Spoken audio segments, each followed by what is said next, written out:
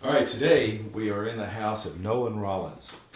Nolen grew up in the Jackson community of Piney. He's a 1967 graduate from Loudon High School and a 1972 graduate from the University of Tennessee. Now, among his wonderfully distinguished career, he is the founder and president of GPS Life Journey. He's founder and pastor emeritus of Legacy Church in Florida and co-founder of Summit Church, also in Florida. He has written several faith-based books, and he moved to Loudon a few years ago. In recent years, he has written 2 books about the community he was raised.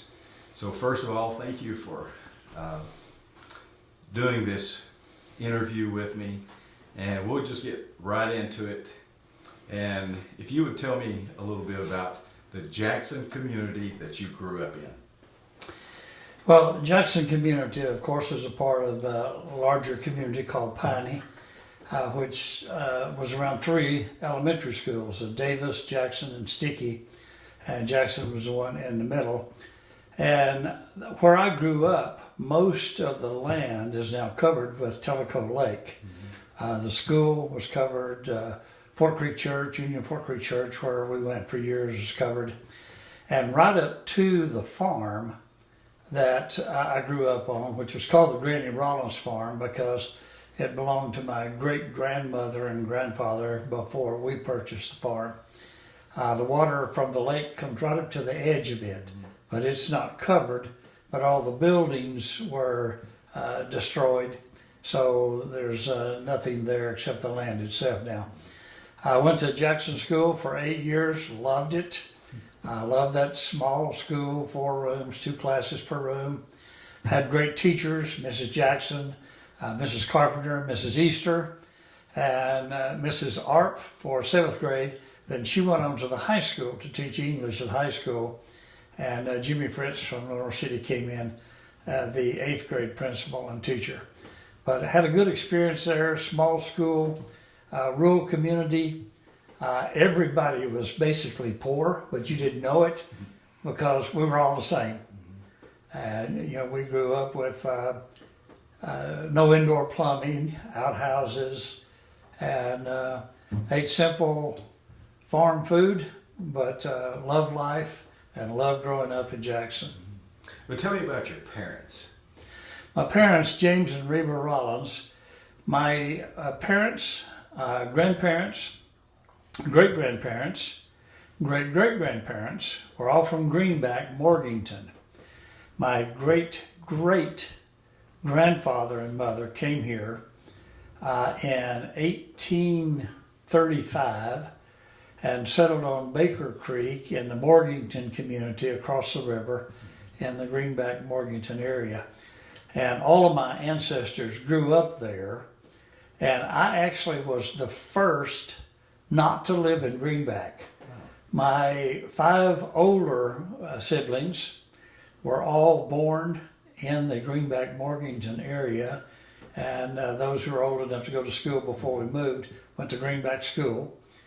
And then in 1948, my parents, James and Reba Rollins, moved across the river because the Granny Rollins farm had a tenant house on it, and we moved in that tenant house.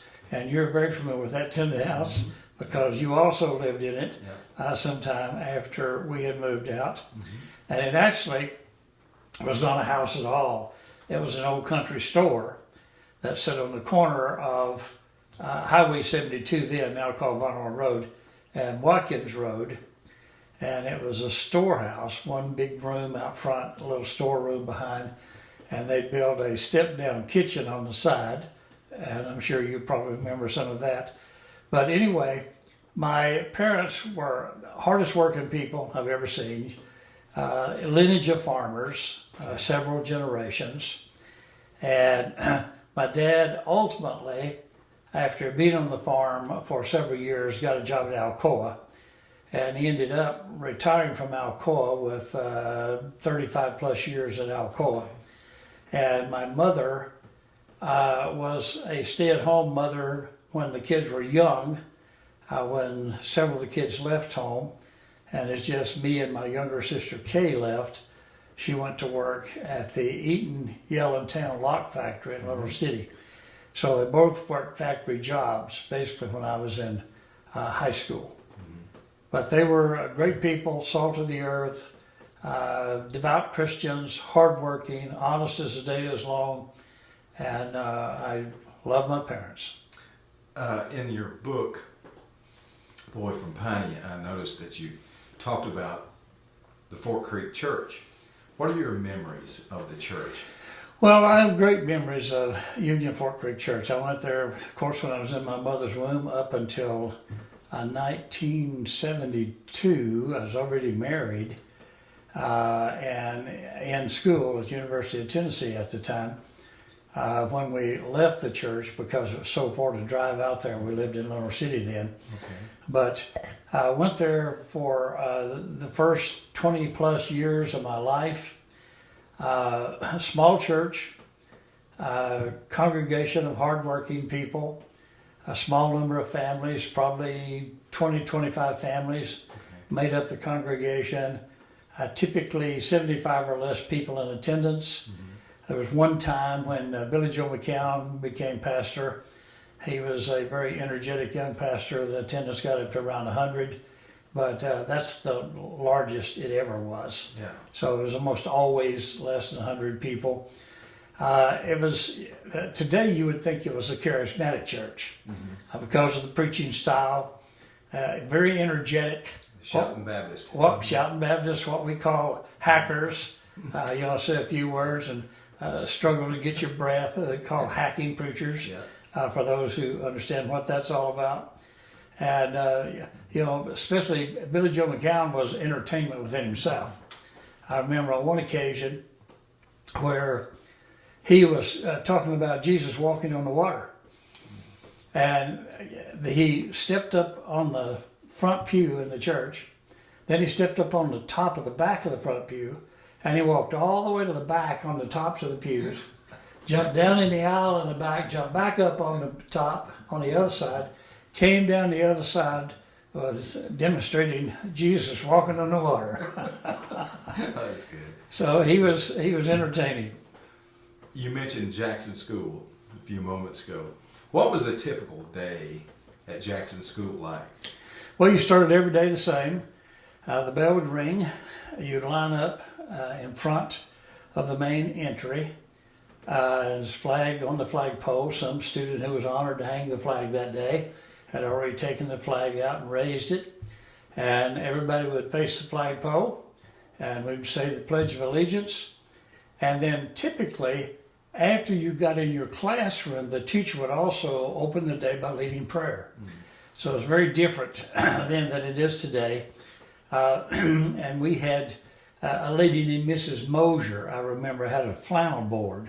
We didn't have a lot of technology then. And she would come around periodically and tell Bible stories to the students in the school using her flannel board, felt characters she would stick on the board. So it was very open to religion. And I remember not too many occasions where I misbehaved enough that I got severely punished. But I remember I had called, I remember who it was Ronnie Lane, one of my classmates. I had called him an SOB one day. And the teacher called me in and she said, "Do you understand what that means?" And she explained it to me and she said, "Now you're a follower of Christ. Christians don't talk that way. They don't use that kind of language. So you'd get moral lessons in school just the same as you would certainly at home and at church." So it was Jackson was a bit different then. Of course, most all schools were different then. It was a different day, a different time, and in my opinion, a better day and a better time. Yeah. Are there any lifelong friends that you have held from Jackson to now? Well, unfortunately, a large number of the classmates, when I graduated from Jackson in the 8th grade, there were 18 people in my class. half those people have deceased. They're no longer with us. Yeah. People like Johnny Williams, who was a lifelong friend, and Larry Bledsoe. They're both deceased. Carl Ramsey was a very good friend, and all of those are deceased. Alan Brewster was a good friend. He's still living, I think, out in Oklahoma somewhere. And Kenny Lane were good friends. But we have not been in touch really since high school. Yeah. Once you leave and go away, unless you're in a community. It's unlike a lot of people who live here in Loudon, who have lived here all their lives. I lost touch with most everybody, even you. I was gone for 40 years, lived in 6 other states across the South for various ministry role positions in various churches. And I lost touch with a lot of people. And one of the things I've loved about moving back here is reconnecting with people like you and John Napier and other folks who still live here. Right. So it's good to reconnect with some friends. You mentioned 4 of the teachers a while ago, but in your book, you mentioned Mrs. Frances Carpenter. How was she such a positive impact on you? It's hard to explain.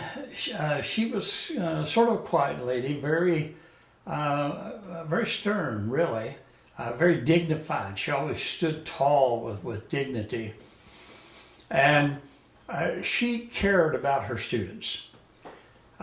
She cared about me as an individual and encouraged me as an individual. And I have identified her after 22 years of education, going to Jackson for 8 and Loudon for 4, and then 3 graduate degrees beyond high school. I've identified Mrs. Carpenter as the most impactful favorite teacher of all time. She just encouraged me. I was very shy and timid in the 3rd grade. When I went into her classroom, I had no sense of self-esteem. I had no confidence. And I think she saw more potential in me, maybe than anybody else did at that early age, and really encouraged me to excel. And kept telling me that, I would be somebody, and that I would be somebody important, and I would make a difference in the world. And I'm eternally grateful to her for that. And the good thing about that, you had her for 2 years, probably. Yes. The way the schools was set up. Yeah.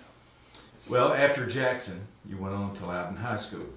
So you were in the first class to graduate from what we call the new. That new 60-year-old high school. That's right. Yeah. For a lot of us who've been here a while, it's the new high school. Yeah. Isn't it? Yeah, that was a privilege. I enjoyed my 3 years on the Hill in the old school. I don't know, there's something unique about that facility. Very nostalgic. And I enjoyed that, and enjoyed the classes, the teachers. Unlike a lot of kids, I didn't dread going to school. I loved going to school. I loved education. So I enjoyed my 3 years there. And then I considered it a privilege to be among the first to go into that new school. And it was so different and so modern. So I appreciated being a part of that class.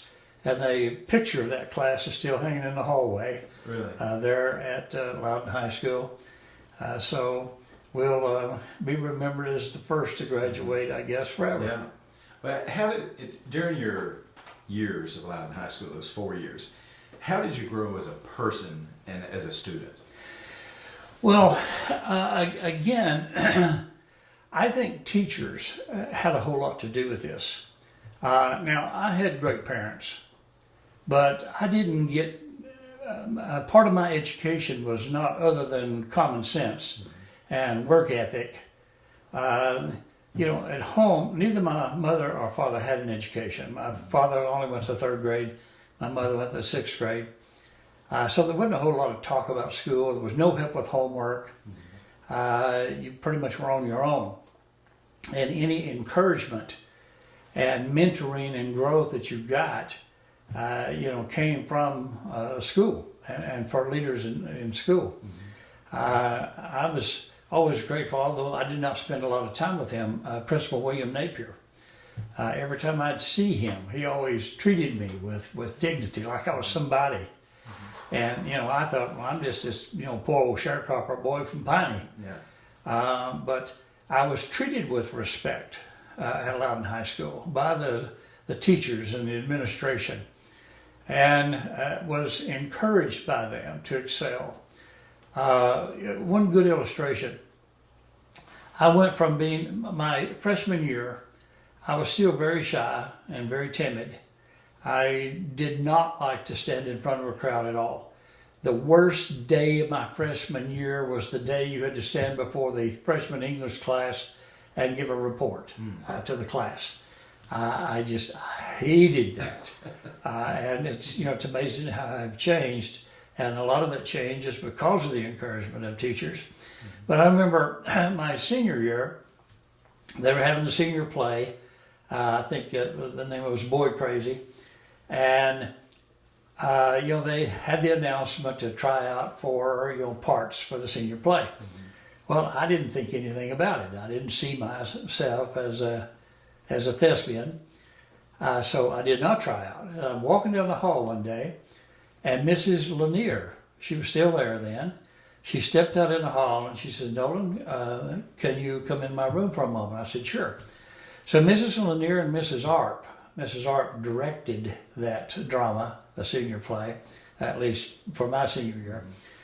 They were there and they handed me a playbill and said, read this page right here. And I read what was on that page, whatever the character's name was, I can't remember. It was some sophisticated Yankee moving to a dude ranch was the setting out west, and falling in love with the cowboy lifestyle and the cowgirls. So I read it, didn't think anything about it, and the next day they announced the roles for the play, and I was the lead character. Okay. And I wasn't trying to be anybody. That wasn't part of my ambition. It was what teachers saw in me and said, we think you can do this well. And those kind of things really encourage you. Sure. And, standing in front of a crowd and speaking, it's not an issue now. But that I was learned in high school. The public speaking, the having confidence in myself. And I know some people say there's a very thin line between confidence and arrogance. So I hope I don't cross that line. But I am an extremely confident individual today. And I credit all of that really to the teachers and staff at Loudon High School. Wow. I mean, that is a strong statement right there. It is, and I believe it's true. Yeah, that's great. So any teacher, you mentioned Mr. Napier a moment ago, but was there any one teacher that gave you that push? My favorite subject was English. Okay. And I think all 4 English teachers that I had, Mrs. Watkins, Mrs. Bledsaw, Mrs. Arp, and Mrs. Lanier were my 4 English teachers. And I think probably those English teachers, growing up in Piney, you're not known for speaking English very well. And I still have some Southernisms. And a whole chapter in my book called Hillbillies. The way we talk is hillbillies. But I think probably those English teachers, and another teacher that was an encouragement to me, it was Slick Cardwell. He taught math. Okay. It was one of the assistant basketball coaches and taught math. And I don't even know what his name was. Slick is all I knew. He was always an encouragement to me. I remember one time I was taking a trigonometry test, and I had this was the last test of the course. The entire course, I had not missed a question. I'd gotten perfect on everything. And I'm sitting there looking at a question, and he's at his desk, and I remember this just like it was yesterday. I remember the room and everything. This was in the old school up on the hill. And he got up and he came by and he stood at my shoulder and looked over my shoulder and he said, "Are you stumped?" I said, "I am. For some reason, I'm not seeing this." And he said, "Have you thought about such and such?" I don't remember what it was, but he asked me a question. And obviously it was a hint. Mm-hmm. And as soon as he asked me that question, I thought, "Oh yeah, I got it." So I was able to be perfect. That's the only course I was ever perfect in, from start to finish. So he was an encourager to me. Right. Upon graduation, what was your goal in life? Well, again, I didn't grow up in a family setting, an environment where you were encouraged to think big and have a lot of goals. And quite frankly, I can't truthfully say I had a lot of goals. Mm-hmm. I just knew, and actually I knew this from Mrs. Art all the way back in the 7th grade at Jackson. She told me I was going to college. Well, I hadn't thought about college. Mm-hmm. Nobody in my family had ever been to college. But she just told me that, you need to do well in this because it's going to prepare you for college. You're going to go on to college. And the same thing was true, at Loudon High School. The teachers, I was in that college prep track, mm-hmm. Then one of the advanced learning tracks I had even back then. And it was just assumed that I was going to college. And I'd never thought about it. Nobody had ever talked to me about it. Mm-hmm. I'd never had a conversation with an individual at all about what am I going to do after high school. And my girlfriend's brother was in an engineering school. And, she said, that's a good major and engineers make a lot of money. So I thought, okay, I'll enroll in engineering school. So that doesn't sound very ambitious as far as dreams and goals is concerned. But it sounds like I just stumbled into this. But I am firmly convinced that everything that's happened to me in my life was because of the providence of God. Mm-hmm. Even like what I talked about being in the senior play. I think that set me up for some other awards. I think that all was the providence of God. I think, God is working in our lives, orchestrating our lives, the direction of our lives. And certainly I give credit to God for everywhere I've been and what he's been able to accomplish through this old boy from Piney. But I didn't have a lot of goals and ambition. But I just like high school and Jackson Grammar School, I love being at UT. So when you got to UT, did you go into engineering? I did until I went to the first physics and calculus class. That's the great separator. I was shifted out with the wheat, with the shaft, and that. I discovered actually it wasn't that it was so difficult. It just didn't interest me. Mm-hmm. I studied it and I thought, this does not motivate me. Yeah. My two favorite subjects were English and history, and you can appreciate that, mm-hmm. being a historian. And I was much more of a working with people, helping people, than with systems and processes and formulas like you were focused on in engineering. And I'd taken a couple of business management classes, and I thought, gosh, I love this stuff. Yeah. Because it was about leading people, about motivating people, about helping people. So I switched over. I know a lot of people switched over because they couldn't cut it in engineering. That may have been true for me. But I really think my switch was because this is not really where my heart is, where my passion is. Yeah. And I loved the business school. I know we were talking one time and you told me that you had an internship with Bacon Hosiery Mill while you were at UT. Tell me a little bit about that process. Well, in the book, I give significant credit to the whole Charles Bacon legacy and the impact it had on my life. And, the first impact was I went to school on full scholarship. from the Bacon Company. At that particular time, Ed Cyphers was the president of the Charles H. Bacon Company. He was a former UT offensive lineman, went on to play for the Chicago Bears. And he had initiated through Charles Breakable, who's a Loudon boy, had set up these, he had encouraged Bacon Company to set up these scholarships for students, one from each of the 3 Loudon County high schools. And I was recipient of one of those scholarships. So I got my college education paid for, basically by the Charles H. Bacon Company. And then when I went by the mill in Little City where Mr. Cypher's office was, and went in to thank him for that. I just felt like it was the right thing to do. And he was impressed that I did so, that I would, come by and thank him for it personally. And at the end of that conversation, it's a brief conversation, maybe 10 minutes, he said, if you need work in the summertime, you come back and see me. Well, after summer of 1968, when I finished my freshman year, I did need work in the summertime because 1968, our farm disappeared. I'd always worked the farm in the summer. Yeah. I didn't need a summer job. I just needed money. I never did get paid for it, but it still was a good job. Well, the 1968 TVA took the farm. Mm-hmm. So I had no farm to go back to. My parents, mom and dad, had moved to Loudon City. So I now lived in enemy territory, a Loudon boy having to live in Loudon City.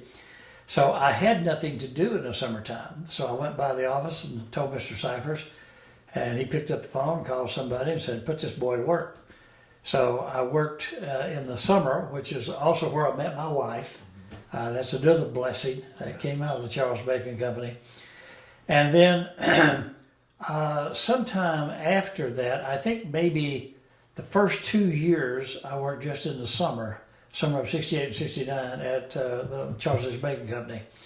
And then again at the initiation of Charles Breakable, went back to the leadership of the mill and said, you need to institute a co-op program. The engineering school always had a co-op program where you went out and you worked in industry and you got credit for working in addition to the fact that you earned money. So I'm almost sure I was the first co-op student in the business college at the University of Tennessee and was assigned to the Bacon Company. So I would go to school, was on the semester system then, go to school semester, I'd work co-op with the Bacon Company for a semester. And that was a different experience. It wasn't like you would just summer help, loading boxes on a truck. Mm-hmm. You actually worked as an assistant to some of the management. Mm-hmm. And you learned, it was valuable education, what you learned. So I worked as a co-op student several semesters while I was at the university too. And then when I graduated, it was one of those periods of time that jobs were very difficult to find. And I remember when I graduated, I interviewed, back then Sears and Penny's were big retail places, interviewed with both of those companies, and really didn't feel good about either one. And I went back to Mr. Cyphers and I said, you need any full-time folks? And he said, sure. So they put me on as J.E. Greenway's assistant in the Loudon mill in quality control, which was one of my specialties. And so that's the connection with the Bacon Company and my whole education system.